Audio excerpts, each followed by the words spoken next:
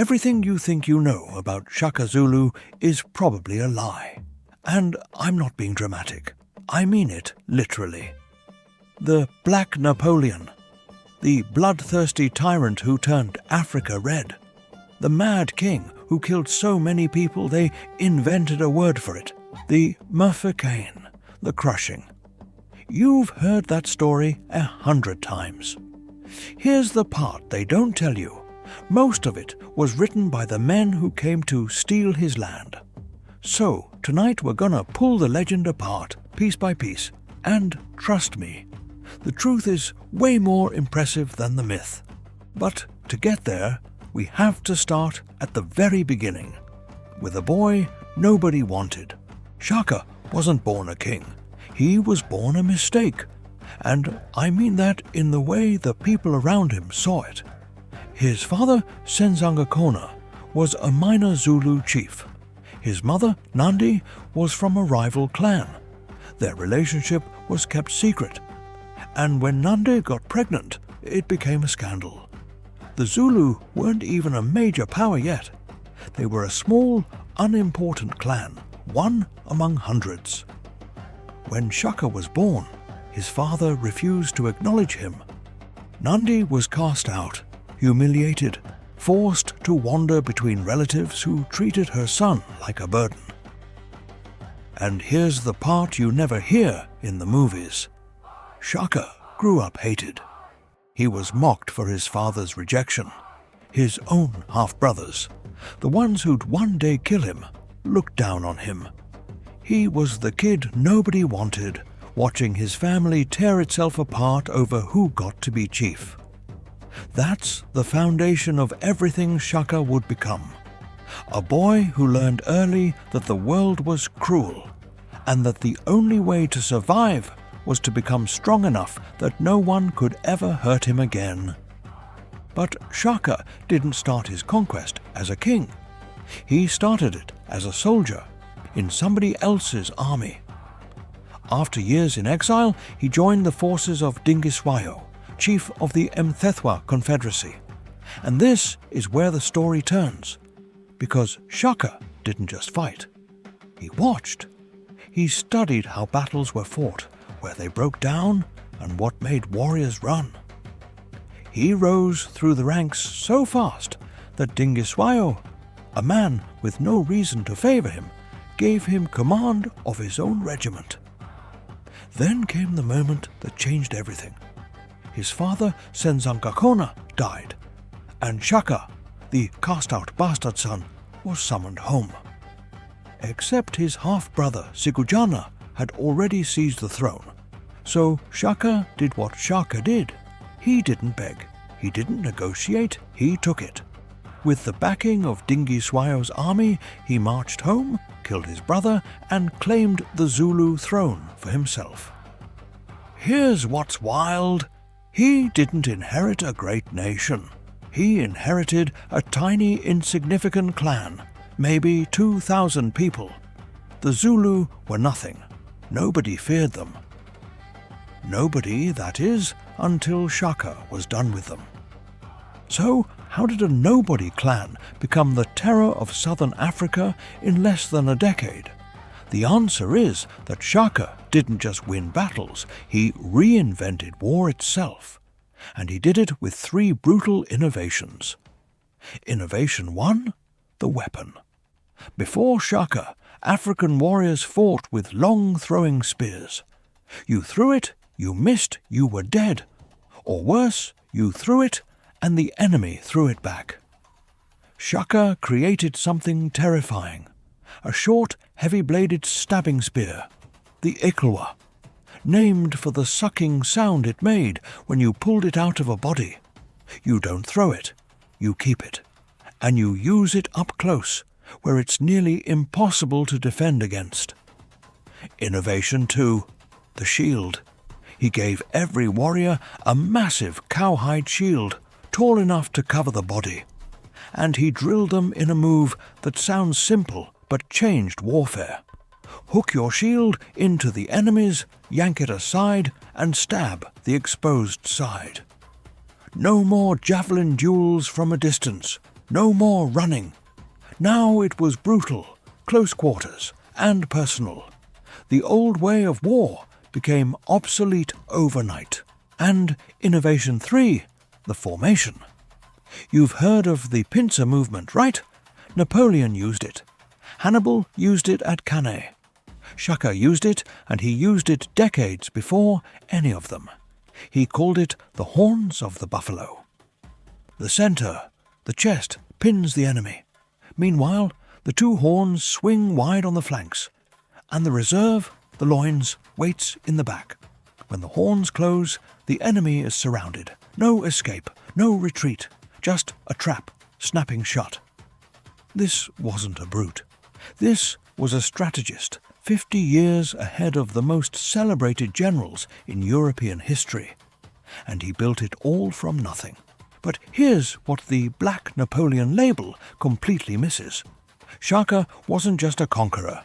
He was a nation builder. And honestly, this is the part that's more impressive than any battle. First, the amabutho. He reorganized society into age-grade regiments. Amabutho. Every young man was conscripted into a regiment by age, lived together, trained together, fought together. This did two things. It created a standing army that was always ready, and it forged loyalty to the king instead of to local chiefs. That's the political genius hiding inside the military one. Shaka wasn't just building an army. He was dismantling the old tribal power structure and replacing it with loyalty to him. Second, the integration.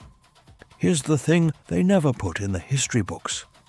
When Shaka conquered a clan, he didn't slaughter them all. He absorbed them.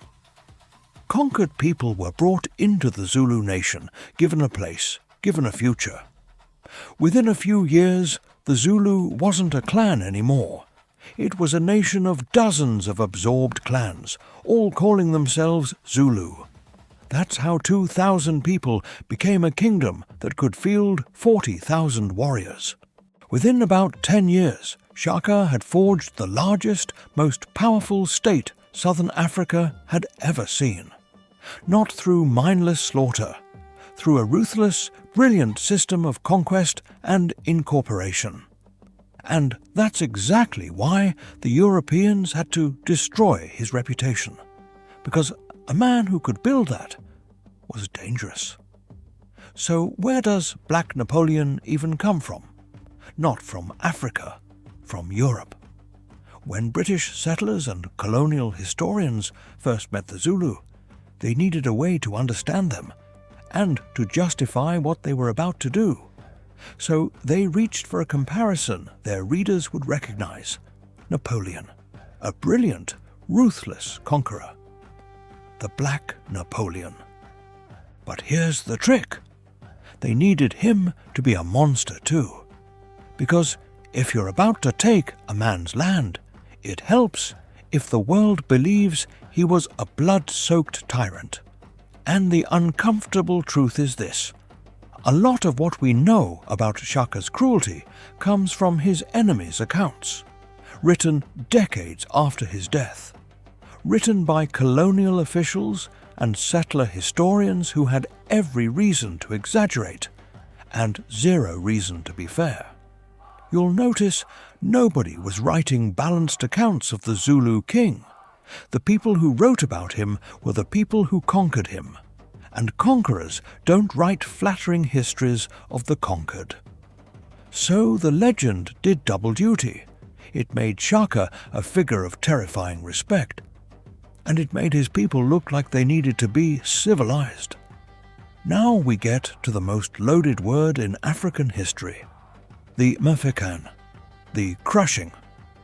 The old story goes, Shaka's wars triggered a cataclysm, millions displaced, whole regions emptied, a continent shattered by one man's ambition. For generations, this was taught as fact in schools across the world. But here's the problem. Starting in the 1980s, historian Julian Cobbing tore that story apart, and the evidence didn't survive contact with reality. The evidence for this apocalyptic depopulation? Thin. Really thin. The huge population collapses the old story claims? They didn't show up in the record the way they should have. And the more historians dug, the more the Mfecane looked less like a real event and more like a convenient story. And the motive? Crystal clear. If you can convince the world that Africa was a chaotic, empty wasteland, a vacant land, then the land grab is suddenly justified. Not conquest, rescue. The settlers weren't invaders. They were saviors bringing order to a broken continent. You see what they did there? The Mfecane wasn't just history. It was a legal document for taking a continent. And the man blamed for it all? A king who'd been dead for decades and couldn't defend himself. So, who was Shaka really? Let's be honest, he wasn't a saint. He was ruthless, no question. He demanded absolute loyalty and punished failure brutally. He ruled in a brutal world, and he could be brutal right back. But he was also a man who took a scattered, fragile people and forged them into a nation. A military innovator generations ahead of his time. A king who, by every account we have, was genuinely publicly broken when his mother Nandi died. After Nandi's death, something in him snapped. His grief tipped into paranoia. He grew erratic. He ordered killings that even his own warriors found excessive. The man who'd built everything began to tear it apart.